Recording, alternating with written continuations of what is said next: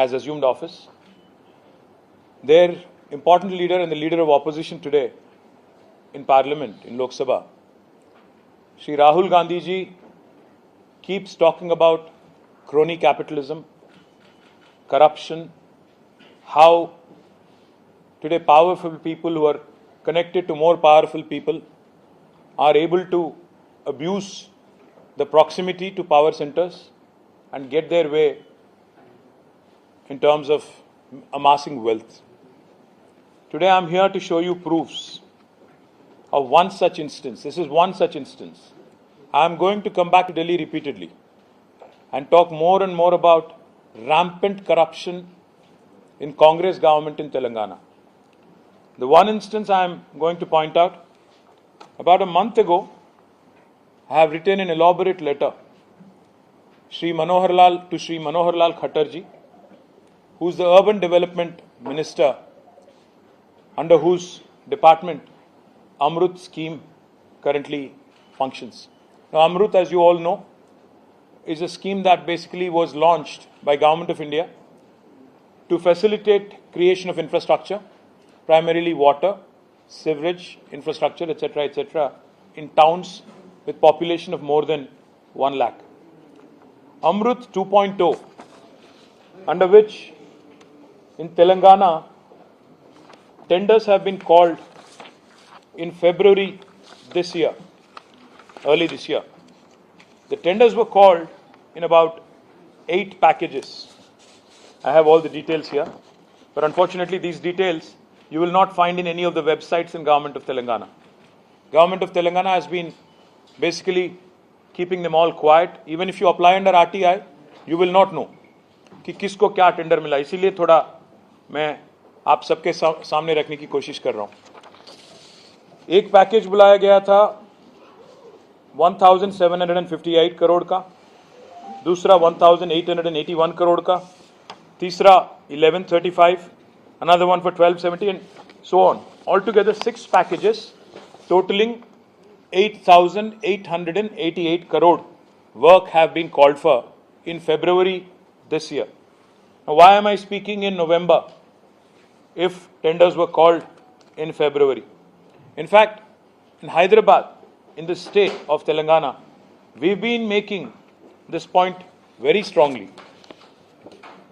I have to point out to one company specifically. This is a company called Shodha Constructions. उसका directors का report भी मैं आपको दे दिया हूं, कॉपी एक देख लीजिएगा. ऑडिटेड रिपोर्ट है. 21-22 में इस कंपनी की नेट प्रॉफिट थी 2.2 crore. It's a very small company which has no qualification, no capital of sorts even to execute any kind of work. In 2021, this company's net profit was 3.5 crores. In 21-22, the net profit was 2.2 crore. I am sharing the document of the company from the audited report, from the director's report. Now, this company belongs to the brother-in-law of Chief Minister Revant Reddy. Now, this brother-in-law's name is Srujan Reddy, and this company, Shodha Constructions, is an unknown entity as far as Telangana is concerned, as far as Andhra is concerned. With a net profit, let me remind you again, of only 2.2 crore. Now, magically, as soon as Revant Reddy becomes Chief Minister, this company magically starts getting a lot of attention, and the crony capitalism that Rahul ji keeps talking about. This is a classic example of that. I have written an elaborate letter to Shri Manohar Lal Khattar ji, which I have shared with all of you. In this, I would like to point out, this company, an unknown entity, which no qualifications, most importantly, with no qualifications whatsoever, to actually be able to execute large quantum of work to the extent of 1,137 crore, has been awarded a package which is humongous for the company of this size, and most importantly, this has only come to the fore. ये बाहर निकला ये बात, government ने नहीं बताया, किसी media ने इसके बारे में नहीं बताया, बाहर किसी ने नहीं बताया. अल्टीमेटली ये बात बाहर आई 13 मार्च 2024, जबकि इंडियन ह्यूम पाइप कंपनी ने एक चिट्ठी लिखी नेशनल स्टॉक एक्सचेंज को और बॉम्बे स्टॉक एक्सचेंज को, क्योंकि IHP is a listed company, it's a large company. IHP ने एक चिट्ठी लिखी कि हमने तेलंगाना की गवर्नमेंट ने जो टेंडर बुलाई, इसमें एक जॉइंट वेंचर हमने बनाई AMR के साथ, शोधा कंस्ट्रक्शन के साथ, और हमें एक इसमें काम मिला 1137 crore. But here is the interesting part, JV बनाना गलत नहीं है, काम लेना गलत बात नहीं है। Here is the interesting part. Now in this very later IHP says the value of the work awarded is rupees 1137 crore excluding GST, and the share of the works executed by IHP is 20% only. मैं फिर से कहना चाहता हूं, 1137 करोड़ की काम मिलती है एक कंपनी को, छोटी कंपनी को, जिसका नेट प्रॉफिट लास्ट ईयर था 2 करोड़। उसको एग्जीक्यूट करने का मौका दिया जाता है, जॉइंट वेंचर बनाया जाता है। सब चीफ मिनिस्टर का खुद का डिपार्टमेंट है, पैसा गवर्नमेंट ऑफ इंडिया का है, डिपार्टमेंट चीफ मिनिस्टर का है, और ब्रदर इन लॉ है चीफ मिनिस्टर का, उसकी कंपनी है, और JV बनाया जाता है। 80% काम, 80% of the work is awarded because IHP is a great company, goodness of their heart. इतनी ज्यादा उनकी बड़ी दिल है कि इतने बड़े कंपनी होने के नाते, उनके इतनी बड़े कंपनी होने के बावजूद उन्होंने ये तय किया कि सिर्फ और सिर्फ 20% काम वो करेंगे। मुझे तो शक है कि 20% भी वो नहीं करेंगे, वो भी अल्टीमेटली फिर रेवंत रेड्डी जी के ब्रदर इन लॉ को दिया जाएगा। इससे बड़ा क्रोनी कैपिटलिज्म का एग्जाम्पल कोई और नहीं हो सकता। इसीलिए मैं यहां पे आया हूं और पूछना चाहता हूं राहुल गांधी जी से, और बीजेपी के लीडर और बीजेपी के जो केंद्र मंत्री यहां पे हैं उनसे भी, कि भाई आप बात करते रहते हो क्रोनी कैपिटलिज्म की, करप्शन की, अब्यूज ऑफ इंस्टीट्यूशंस की, इससे बढ़कर क्या एग्जाम्पल मैं आपको दूं। इसीलिए मैं कल रात में, कल शाम में हमारी पूरे टीम के साथ मनोहर लाल खट्टर जी से मैंने मुलाकात की। उनसे रिक्वेस्ट भी मैंने की कि आप इमीडिएटली सारे के सारे वर्क्स 8,888 करोड़ जो आपने टेंडर बुलाए, इसको आप बर्खास्त करें, पूरा रद्द करें, कैंसिल करें, और इसमें एक जांच, डिपार्टमेंटल इंक्वायरी हो, चाहे वो आप you can refer it to CVC, whatever you deem is appropriate, please do it, because office of profit एक खतरनाक इंस्टीट्यूशन है। मैं आपको 1 मिनट में ऑफिस ऑफ प्रॉफिट भी बताना चाहता हूं, इसमें क्या क्या हुआ इससे पहले मैं बताना चाहता हूं।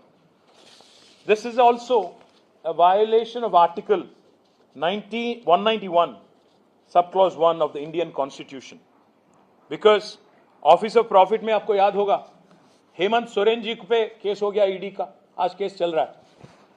साथ ही साथ आज अमृत 2 में जो भी हुआ तेलंगाना में, it is not very different from what was alleged against Hemant Soren. It's very similar. Likewise, let me also remind you, in fact, some very powerful people have been disqualified under this article 191 subclause 1.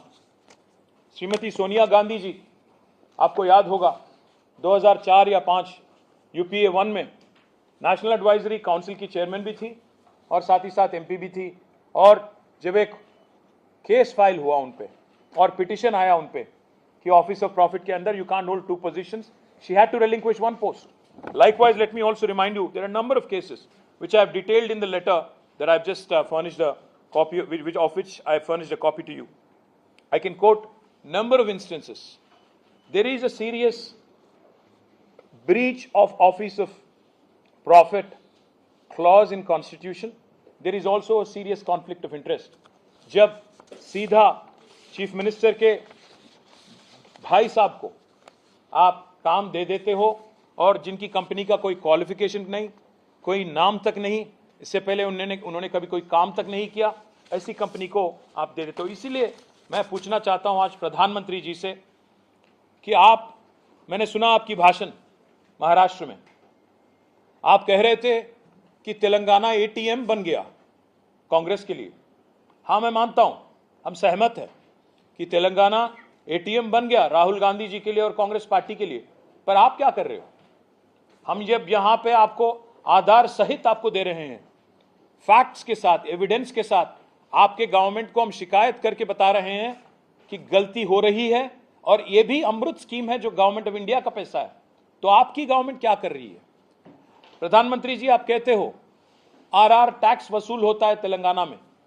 RR tax मतलब Rahul Revanth tax. ये मेरी बात नहीं है, मेरी nomenclature नहीं है, मैं सिर्फ और सिर्फ प्रधानमंत्री को कोट कर रहा हूं।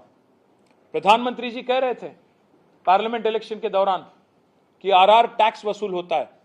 मैं पूछना चाहता हूं प्रधानमंत्री जी से, जब आपको पता है कि ऐसी एक इलीगल टैक्स कांग्रेस पार्टी की एटीएम तेलंगाना से आज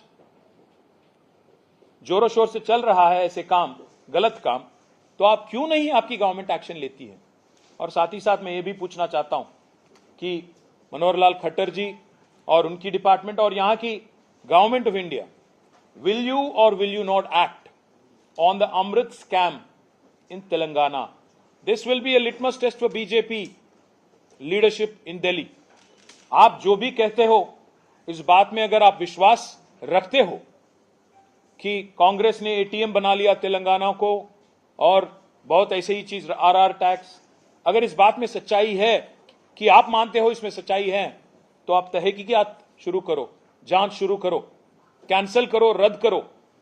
जो अमृत में 8,888 करोड़ का वर्क बुलाया गया, जिसमें ब्रदर इन लॉ को तो 1,000 से ज्यादा करोड़ का वर्क दिया, बाकी लोगों को भी, उसमें तेलंगाना का एक मंत्री को भी काम दिया गया। तेलंगाना का रेवेन्यू मिनिस्टर है श्रीनिवास रेड्डी, उसके कंपनी को भी काम मिला इसमें अमृत में। तो मैं पूछना चाहता हूं, जो आदमी कैबिनेट में बैठता है, जो आदमी अल्टीमेटली टेंडर सैंक्शन करता है, जो इंस्टीट्यूशन टेंडर सैंक्शन करती है, अगर उनके घर वालों को आप काम देने लगते हो, ये कॉन्फ्लिक्ट ऑफ इंटरेस्ट नहीं है क्या? ये ब्रीच ऑफ आर्टिकल 191 नहीं है क्या? Office of profit clause attract नहीं होता है क्या? ये रैम्पेंट करप्शन नहीं है क्या? ये क्रोनी कैपिटलिज्म नहीं है क्या? अगर इस बात में सच्चाई नहीं है तो बीजेपी बता दे देश को कि इसमें कोई गलती हुआ ही नहीं और कांग्रेस ने सही किया जो किया।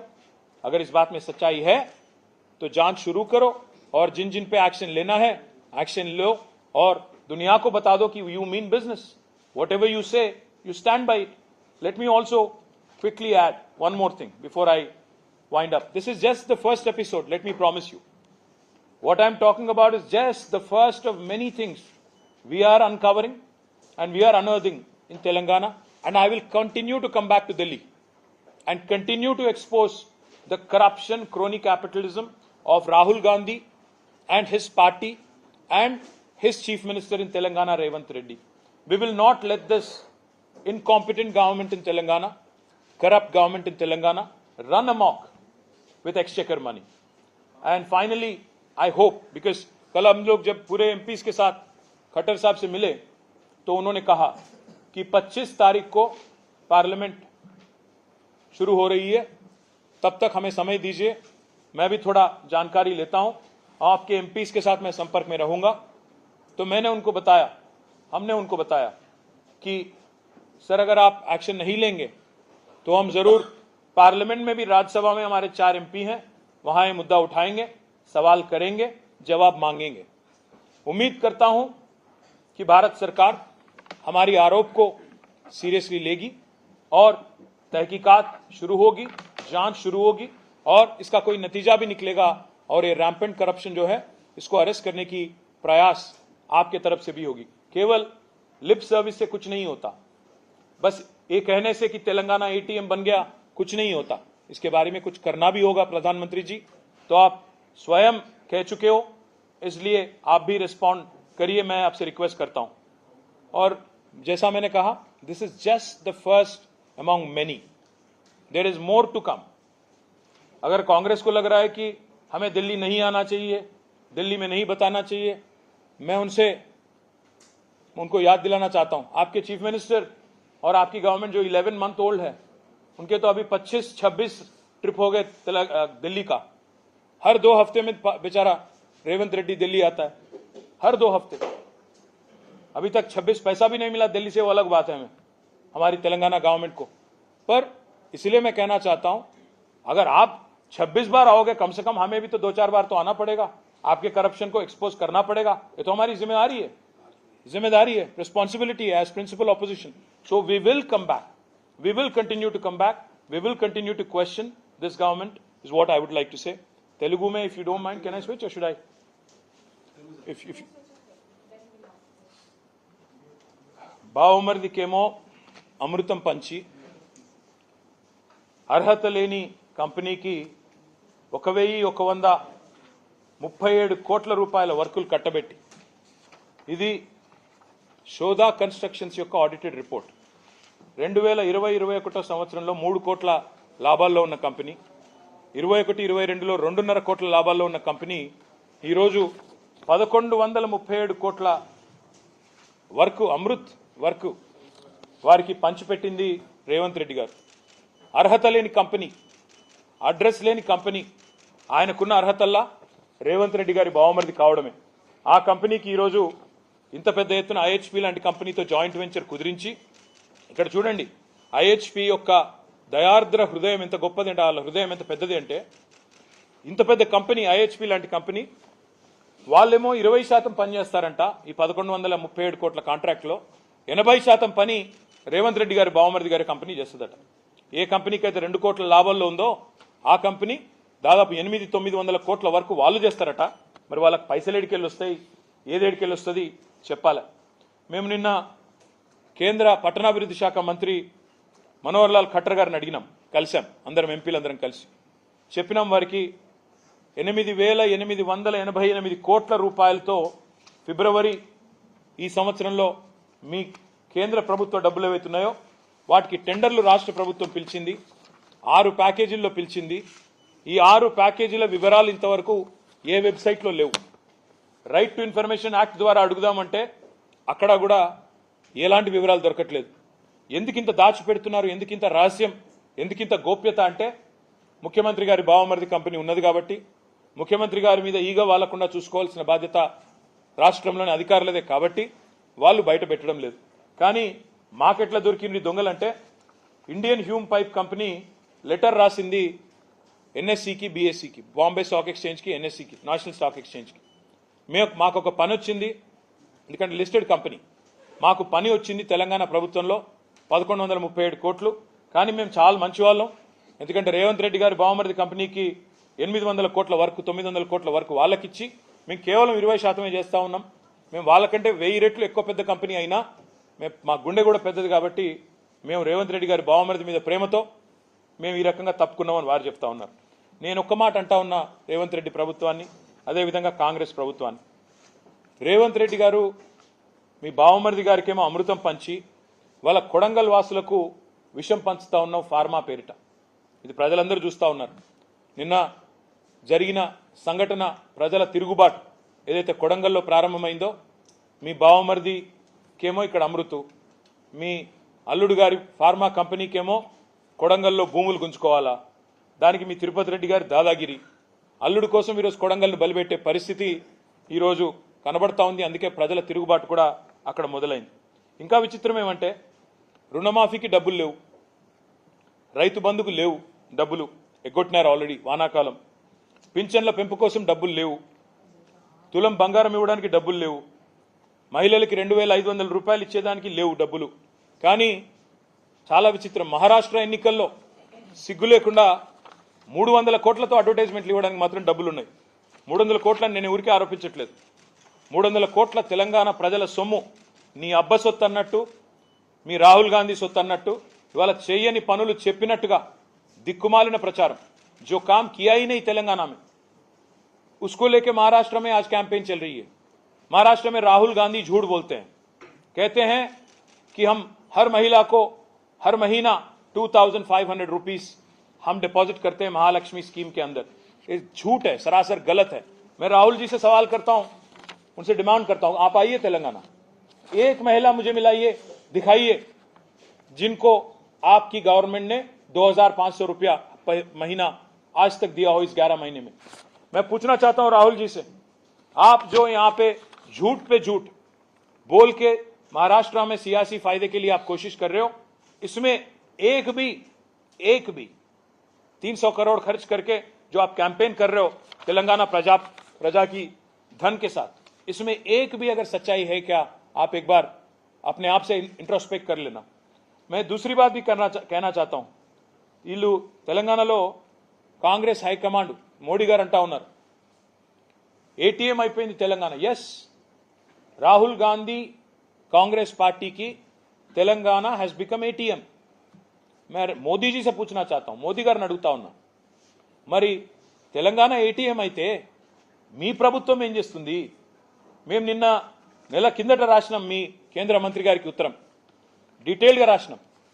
ఆఫీస్ ఆఫ్ ప్రాఫిట్ అంటే, ఆఫీస్ ఆఫ్ ప్రాఫిట్ అంటే ఏంటంటే, ఇప్పుడు నేను ఉన్నాను, ప్రతిపక్షంలో ఉన్నాను, రేపు నా కుటుంబ సభ్యులు ఎవరైనా కంపెనీ పెట్టారనుకోండి, ఒక ఇన్ఫ్రాస్ట్రక్చర్ కంపెనీ పెట్టారు, 4 ఏళ్ల తర్వాత మా పార్టీ అధికారంలోకి వస్తుంది. వచ్చిన తర్వాత నేను క్యాబినెట్లో మంత్రిగా ఉన్నాను అనుకోండి. మరి నేను క్యాబినెట్లో మంత్రిగా ఉండి నా బంధువులకు సంబంధించి, నా కుటుంబ సభ్యులకు సంబంధించిన కంపెనీకి నేరుగా 1100 కోట్ల వరకు 1000 కోట్ల వరకు ఇస్తే అది కాన్ఫ్లిక్ట్ ఆఫ్ ఇంట్రెస్ట్ కాదా? అది తప్పు కాదా? ఈరోజు జరుగుతున్నది తెలంగాణలో అదే. పొంగులేటి శ్రీనివాసరెడ్డి గారు, రేవంత్ రెడ్డి గారు ఇద్దరు కేబినెట్ సమావేశంలో కూర్చుంటారు. రేవంత్ రెడ్డి గారి బావమరిదికి 1100 కోట్ల వరకు, పొంగులేటి గారికి 4350 కోట్ల వరకు. ఇది ఆఫీస్ ఆఫ్ ప్రాఫిట్ కిందికి రాదా? ఆర్టికల్ 191 సెక్షన్ 1 బ్రీచ్ కాదా? ఉల్లంఘన కాదా? నేను కేంద్ర ప్రభుత్వాన్ని అడుగుతా ఉన్నా. ఆఫీస్ ఆఫ్ ప్రాఫిట్ అనే క్లాస్ కింద గతంలో మహామహులు తమ పదవులు కోల్పోయారు. ఈరోజు జార్ఖండ్ సీఎం హేమంత్ సోరెన్ మీద పెట్టిన కేసు ఇదే కేసు కదా? తమ వారికి, అస్మదీయులకు, బంధుమిత్రులకు లాభం చేకూర్చారనే కదా ఆయన మీద పెట్టిన కేసు. మరి అదే కేసు వాళ్ళు నేను అడుగుతున్నా బీజేపీ వాళ్ళని, మీరు రేవంత్ రెడ్డి మీద, పొంగులేటి శ్రీనివాసరెడ్డి మీద ఎందుకు పెట్టడం లేదు అని నేను అడుగుతా ఉన్నా. సమాధానం చెప్తారా? ఒకవైపు మీరే చెప్తారు తెలంగాణ ఏటీఎం అయింది. మరి తెలంగాణ ఏటీఎం అయితే కేంద్రం నిష్క్రియాపరంగా ఎందుకున్నది? ఎందుకు చర్యలు తీసుకోవడం లేదు? ఎందుకు మీరు వెంటనే ఎంక్వైరీ స్టార్ట్ చేయడం లేదని నేను అడుగుతా ఉన్నా. చివరిగా నేను గుర్తు చేసేది, ఆఫీస్ ఆఫ్ ప్రాఫిట్ కింద చాలా మంది ఉద్యోగాలు పోయినాయి. సోనియా గాంధీ గారు పదవి వదులుకోవాల్సి వచ్చింది, అశోక్ చవాన్ గారు పదవి వదులుకోవాల్సి వచ్చింది, రేవంత్ రెడ్డి గారు కూడా పదవి వదులుకోక తప్పదు, పొంగులేటి శ్రీనివాసరెడ్డి కూడా పదవి పోక తప్పదు. ఎందుకంటే కౌన్సిల్లో కూర్చొని, క్యాబినెట్లో కూర్చొని, క్యాబినెట్ మీటింగ్లో కూర్చొని నువ్వే అప్రూవల్ చెప్పి తర్వాత నీ కంపెనీకి నువ్వే ఇచ్చుకుంటే అది డైరెక్ట్గా ఉల్లంఘన కాదా అని నేను అడుగుతా ఉన్నా. అందుకే నేను ఈ బడా కాంట్రాక్టర్లు నడుపుతున్న ఈ ప్రభుత్వం ఏదైతే ఉందో వారికి నేను ఒకటే చెప్తా ఉన్నా. మీరు అడుగుతున్నారు నిన్న పొంగులేటి గారు, మీకేం పని ఢిల్లీలో అంటున్నాడు.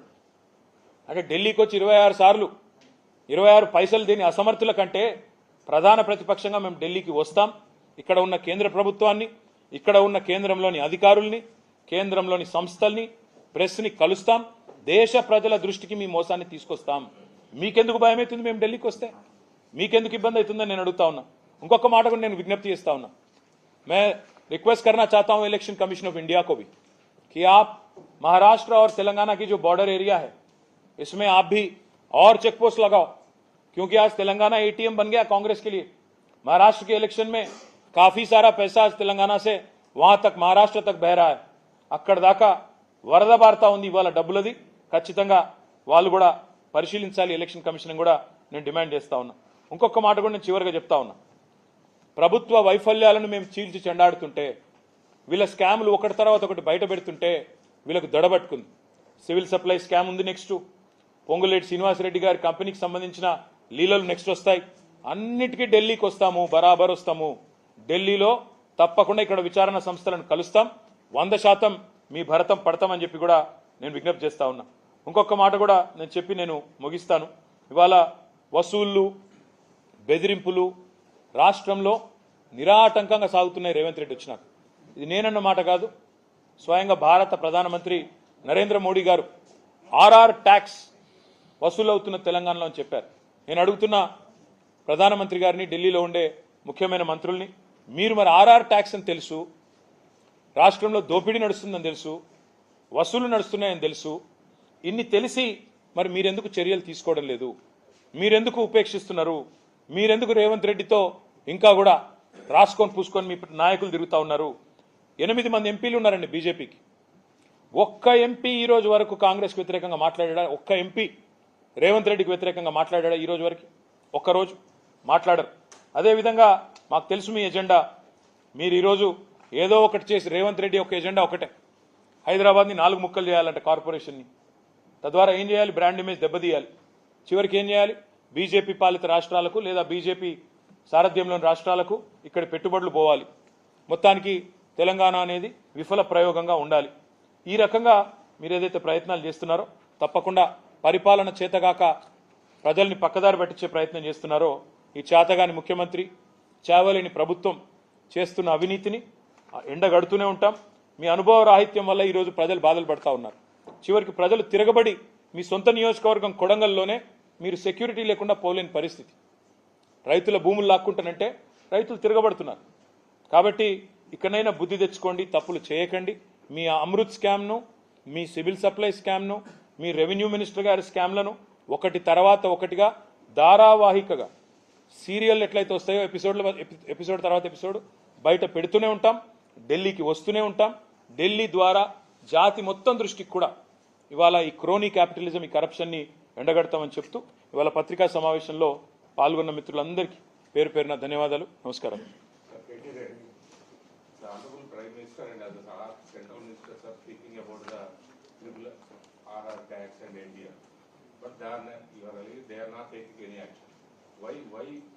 Why these things happen? Are you suspecting anything behind Ravindra Reddy and BJP leadership? Something is happening. See, I am not in Delhi. Unfortunately, I am not privy to what happens in Delhi. You should tell me more because यहाँ पे दिल्ली में किसका गुफ्तगू किसके साथ हो रहा है, कौन रात में अंधेरे में किसके साथ मिल रहा है, किसका दोस्ती किसके साथ हो रही है, मेरे से बेहतर आप जानते हो, मुझसे बेहतर आप जानते हो. तो मैं बस इतना ही कहूँगा, हम इंतजार करेंगे कि इस पे कोई जांच होगी. अमृत के बारे में हमने इतना सारा डिटेल में विस्तार में इनको बताया, मंत्री जी को और यहाँ के अधिकारियों को. तो हम उम्मीद करते हैं कि केंद्र सरकार इस बात पे कुछ करेगी. उम्मीद करते हैं कि मोदी जी जो बोलते हैं तेलंगाना एटीएम बन गया, उस बात को लेकर कुछ जांच होगी, कुछ तहकीकात होगी, इसके बारे में कुछ कार्रवाई होगी. अगर ये सब कुछ नहीं होता है, हमारे मन तो छोड़िए, हमारी इलेक्शन तो 4 साल दूर है, बट जनता के मन में जो एक शंका होगी कि ये क्या ये लोग मिले जुले हुए हैं क्या, क्योंकि हम एक अजीब सा चीज देख रहे हैं, एक अजीब सा अजब प्रेम की गजब कहानी चल रही है तेलंगाना में. हम रेवंत रेड्डी जी के बारे में कुछ बोलते हैं तो सबसे पहले उनका रक्षण कवच, उनका first line of defence is incidentally BJP ministers. Pandit Sanjay Kumar jumps to his rescue कि रेवंत रेड्डी बहुत अच्छा काम कर रहे हैं. पूरे हिंदुस्तान में हर जगह हम देखते हैं कि कांग्रेस और बीजेपी एक दूसरे के साथ भिड़ जा रहे हैं, पर एक तेलंगाना में ऐसा अजब प्रेम की गजब कहानी चल रही है कि रेवंत का जो तरफदारी है, रेवंत की जो एक सपोर्ट बेस आज बीजेपी में ज्यादा है. एक बात पूछना चाहता हूं मैं आपसे, 8 MP हैं बीजेपी के तेलंगाना से, एक मुझे ऐसा व्यक्ति दिखाइए जिसने रेवंत के खिलाफ बोला हो इन 4-5 महीनों में. एक मुझे ट्वीट दिखाइए, एक मुझे कम से कम क्रिटिसिज्म दिखाइए इनके तरफ से. हमें लग रहा है कि वहां पे एक मिली जुली सरकार चल रही है, बट देखते हैं आगे जाके कुछ बीजेपी करेगी नहीं करेगी, हम भी देखेंगे, आप भी देखेंगे. सर, जो आप एलिगेशन लगा रहे हैं, बट मल्लिकार्जुन खड़गे is saying that we allege that MLAs are being bowed by opposition parties. Well, I saw the statement. He said purchasing MLAs like goats. मैं तो कहता हूं सबसे बड़ा गोट परचेजर अगर कोई है तेलंगाना में वो तो कांग्रेस है. I welcome Kharge ji to come to the goat mandi in Telangana. आइए आप वहां की गोट मंडी में देखिए. आज हमारे 10 BRS MLAs को आपकी पार्टी ले जाती है, आपके चीफ मिनिस्टर उनके घर घर जाके उनको एक स्कार्फ पहनाते हैं कांग्रेस की. मैं इसीलिए गोट मंडी में जो 10 MLA हैं उनसे पूछना चाहता हूं, भाई आप लोग मीडिया के सामने आओ, बताओ आप कौन से पार्टी में हो, ये तो बताओ कम से कम, क्यों शर्माते हो. कोई एक MLA को कहता है कि मैं तो BRS में ही हूं, क्योंकि उसको पद नहीं छोड़ना है, उसको डिस्क्वालीफाई नहीं होना है. तो मैं खारगे जी से बस इतना ही कहूंगा, सबसे बड़ा गोट परचेजर हिंदुस्तान की तारीख में अगर कोई है, हिस्ट्री में कोई है, तो वो है कांग्रेस. आयाराम गयाराम कल्चर इस देश में लाने वाली पार्टी. गोट मंडी, गोट माने एक डेफिनेशन भी है boss, greatest of all time. मैं एक गोट तो आपको जानते हो, दूसरा गोट है GOAT. तो goat of goat purchasers is Congress. Haryana में शुरू हुई जो कल्चर इंदिरा जी के टाइम पे, वहां से लेके आज तक सबसे बड़ी गोट परचेजर अगर कोई है मंडी में, कांग्रेस है. तो खारगे जी एक बार अपना इंट्रोस्पेक्ट कर ले. ये तो वही बात होगी, एक बिल्ली 1000 चूहे खा के हज को निकली. हर किसी को खरीदने वाली पार्टी, हर किसी को गायब करने की कोशिश करने वाली पार्टी. आज फिर एक बार ऐसी बात अगर करें तो बहुत लोग हंसेंगे यार. Anybody else? So you have also said that the company lacks the tenders are concerned, the company which has given thousands of crores of tenders, they lack the necessary qualification. What sort of qualification that company doesn't have? Can you just put on? Yes, brother. In fact, they have never ever done any work which is more than 150-200 crores. Basic qualification ये है कि एक बड़ी company एक बड़ी काम करने के लिए उनको इंजीनियरिंग क्वालिफिकेशन भी होना चाहिए, टेक्निकल, साथ ही साथ फाइनेंशियल कैपेबिलिटी भी होना चाहिए. उनके पास दोनों भी नहीं, क्योंकि उनकी अगर आप रिपोर्ट खुद की रिपोर्ट देखेंगे, उनका पूरा नेट प्रॉफिट है 2021 का 2.2 करोड़.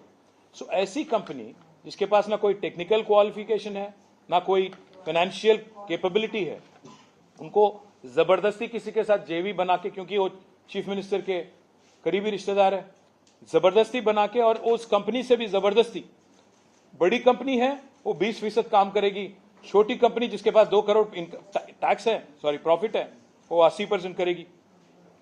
इस पे अगर कोई जांच होगी तब ना ऑफिसर बाहर आएंगे, बताएंगे क्या दबाव था उन पे. IHB आएगी बाहर, वो भी बताएंगे क्या दबाव था उन पे, कैसे ऐसे कैसे हो गया. और अगर एक कंपनी बनने के बाद अभी तक अगर 100 करोड़ से ज्यादा काम कहीं नहीं किया हो और सडनली उनको 1000 करोड़ का काम दिया जाता है रेवंत चीफ मिनिस्टर बनते ही, इसको क्या हम क्रोनी कैपिटलिज्म ना बुलाएं? क्या इसका अर्थ होगा? मुझे तो नहीं पता. కాంగ్రెస్ మంత్రులు వెళ్ళిపోతున్నారు, అప్పుడే 1 10 మీరు ట్వీట్ చేశారు, మీరు ఢిల్లీ వస్తున్నది అరెస్టుల నుంచి తప్పించుకోవడానికి దానికి మీరు ట్వీట్ చేశారు, దీన్ని ఎలా చూస్తారు? ఇప్పుడు నేను ఢిల్లీలో ఇక్కడ ఉన్నాను, ఇప్పుడు మళ్ళీ 245కి బయలుదేరి హైదరాబాద్ వెళ్తున్నాను. వాళ్ళు నన్ను ఏమైనా చేయదలుచుకుంటే నిరభ్యంతరంగా చేయొచ్చు. నా మీద ఏ ఎంక్వైరీ చేసుకుంటానన్నా, నా మీద ఏ కేసు పెట్టుకుంటానన్నా, ఎన్ని ఏజెన్సీల్ని పంపిస్తానన్నా నాకు ఎలాంటి అభ్యంతరం లేదు. నేను పొంగులేటి శ్రీనివాసరెడ్డి గారిని అడుగుతా ఉన్నా, మీరు సరిగ్గా 2-3 వారాల కిందట అదానీ గారితో కోహినూర్ హోటల్లో రహస్యంగా సమావేశమై ఆయన కాళ్ళు పట్టుకున్నారా లేదా? మీ మీద ఈడీ రేడ్ జరిగి 5 వారాలైంది. आपको नेशनल मीडिया को भी ये जान के ताजुब होगी एक बात, 5 हफ्ते पहले तेलंगाना में एक बहुत बड़ा रेड हुआ ईडी का, वहां की रेवेन्यू मिनिस्टर पे. 5 हफ्ते हो गए, आज तक न ईडी एक लफ्ज कहती है न रेवेन्यू मिनिस्टर एक बात कहते हैं. और मीडिया तो उस दिन ब्रेकिंग लगा रही थी, मैंने देखा कि काउंटिंग मशीन जा रहे हैं अंदर, क्योंकि पैसा इतना बरामद हुआ कि वहां पे काउंटिंग करने के लिए 2-2 मशीन की जरूरत पड़ी. तो आज तक 5 हफ्ते तक एक कांग्रेस की रेवेन्यू मिनिस्टर तेलंगाना में, उनके घर पे ईडी छापा मारती है, ना ईडी एक ट्वीट करती है, ना ईडी एक स्टेटमेंट देती है, ना ईडी कम से कम एक लीक देती है.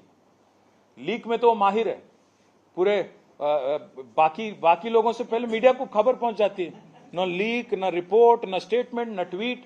और मिनिस्टर साहब भी एकदम खामोश, वो भी कुछ नहीं बोलते हैं. केमो అమృతం పంచి అర్హత లేని కంపెనీకి 1137 కోట్ల రూపాయల వర్కులు కట్టబెట్టి, ఇది శోధా కన్స్ట్రక్షన్స్ యొక్క ఆడిటెడ్ రిపోర్ట్ 2020-21